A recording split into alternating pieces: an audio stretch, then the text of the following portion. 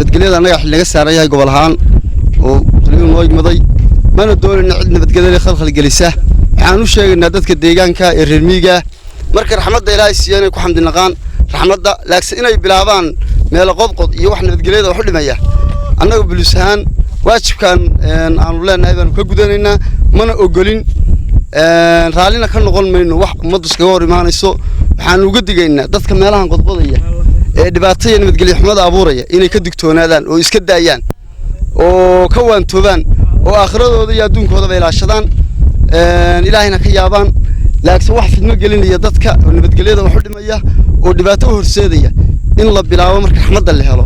waa mamnuuc waxa fiican raxmadda in lagu xamdi noqonta waxaan u soo baxnay kormeer meel la degaaminayo la yaado daba salweey dabadeedna halka waqtiga uu la hogaaminayay gudoomiyaha gobolku iyo aligoo isduwi deegaan taliye ku xigeenkii qaybta iyo odayaal shiinoo soo sheegay waa taas oo waa halkaysaan oo waanu awnay waa taa dhirtii galowka ahayd ee uu jarjaray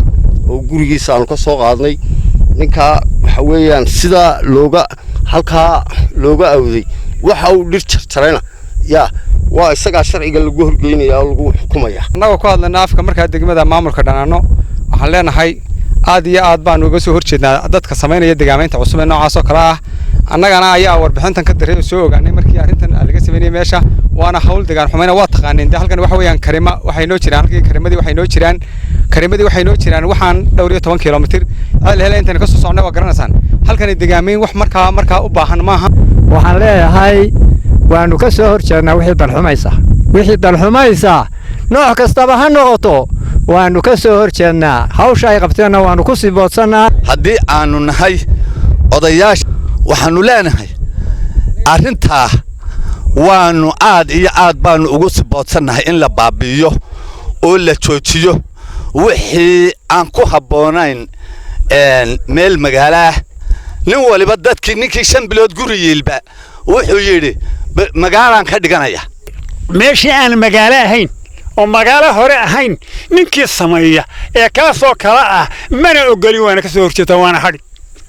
waxaan anigu ahay hayrkii ceel helay sahal yuusuf abakar gudideedina wayla socotaa way dhinaciya taaganta waxaan u leenahay taa iyo midii la mid ah ee kale ma ogolin goobtan waa goob ka mid ah meelihii aanu maanta ku soo baxnay halkaas oo ay isku haysteen dad iska goor yimid xagga dhinaca deegaanka